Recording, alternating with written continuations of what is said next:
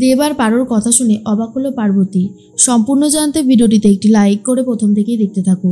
গল্পের শুরুতেই দেখা যায় খুব সুন্দরভাবে সাজানো হয়েছে, আর সব কিছু দেখার পর পারো নিজেরও খুব ভালো লাগে আর বলে, পার্বতী দিদি সত্যি তুমি জিনিয়াস, তুমি যা করেছো না আমি কোনোদিনও ভুলতে পারবো না।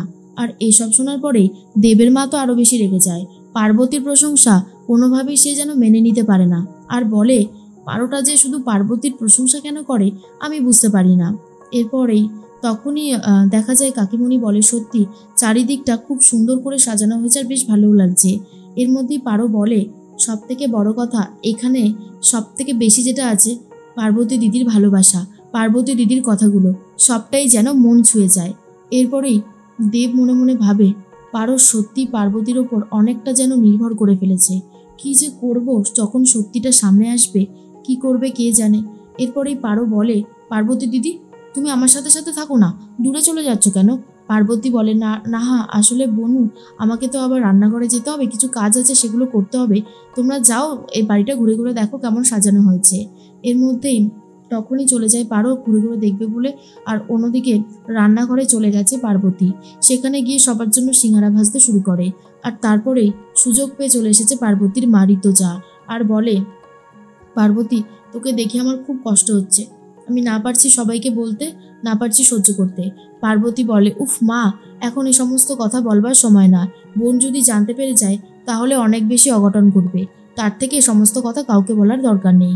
এরপরেই তখন ঋতুজা বলে, তোর এই কষ্টটা দেখে আমি নিজেও খুব কষ্ট পাচ্ছি, আর ওইদিকে দেবের মা সব সময় তোর সাথে খারাপ ব্যবহার করেই চলেছে।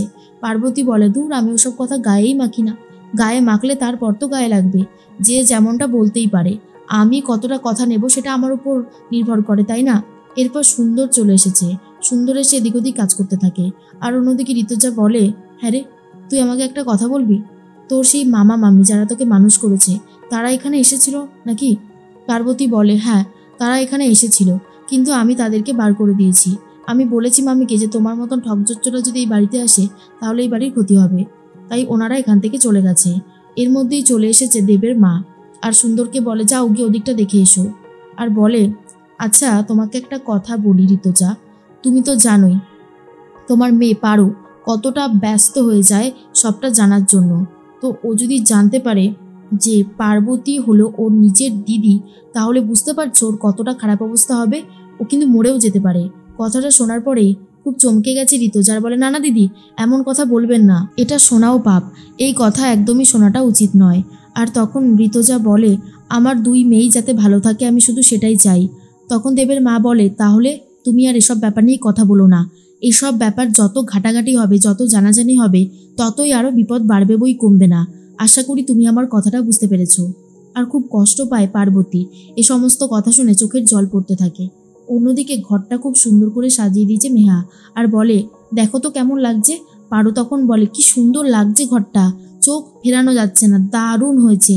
আর তখনই দেব এসে বলে, সত্যি খুব সুন্দর হয়েছে সাজানো, আমারও খুব ভালো লাগছে। এর মধ্যেই দেবের মা বলে, সব থেকে বড় কথা হচ্ছে এই ঘরটায় আজকে থেকে থাকবে পারো আর আমার দেব। এই বলে বিছানার চাদরটাও কত সুন্দর লাগছে। যেই না বিছানার চাদরে বসে যায় তখনই দেখে একটা আরশোলা, যেটা দেখার পর সবাই মিলে রীতিমতো ভয় পেয়ে গেছে। আর বলে, ওরে বাবারে এ তো বড় আরশোলা। তখনই দেব বলে, আরে বাবা আরশোলাকে ভয় পেলে চলবে, সত্যি তোমরা যে কি করো না, আর পারা যায় না। এর মধ্যেই দেখা যায় যে তখনই পার্বতী এদিকে বিছানা করবে বলে আসা যাওয়া করতে থাকে আর সমস্ত কথা শুনতেও থাকে। তখন দেব বলে, কি হয়েছে সবাই এত ভয় পেয়ে গেছো কেন? পারো বলে, না না বাবা আমি এই ঘরে থাকবোই না, আমার খুব ভয় লাগছে। তখনই দেবের মা বলে, ঠিক আছে আমি তোর জন্য একটা 5 স্টার হোটেল বুক করে দিচ্ছি।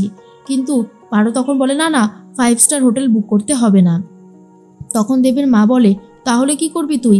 বলছিস এখানেও থাকবি না আবার হোটেলেও যাবি না? তখনই পারো বলে, আচ্ছা এই বাড়িতে তো অনেকগুলো ঘর আছে, অন্য ঘরে যাওয়া যায় না? দেব তখন বলে, আরে আমি আছি তো তোর সাথে, তুই যে কেন এত ভয় পাচ্ছিস কে জানে। এর মধ্যেই সবাই ঘর থেকে বেরিয়ে যায়। আর অন্যদিকে দেখা যায় যে সবাই মিলে ডাকতে থাকে পার্বতীকে, পার্বতী কোথায় শোবে।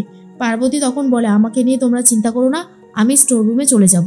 স্টোর রুমে গিয়ে দেখে সুন্দর সেখানে রয়েছে, আর বলে, এই জায়গাটা আমার, তুমি এখন অন্য জায়গায় যাও। তখনই বলে, বান্দরটা বড্ড বেশি বাড়াবাড়ি করছে। সুন্দর বলে, এই কি বললে আমাকে বান্দর? আমি না বলে দেবো যে তোমার মামা মামি এখানে এসেছিল, তখন কেমন লাগবে সবাই যখন কথাটা জানবে? পার্বতী বলে, খুব তাই না, শোনো, এক মাঘে কিন্তু শীত যায় না, আমিও না এমন তোমাকে দেবো টাইট, তখন বুঝবে কত ধানে কত চাল। এদিকে পারো আর দেব দুজন মিলে কথা বলতে থাকে।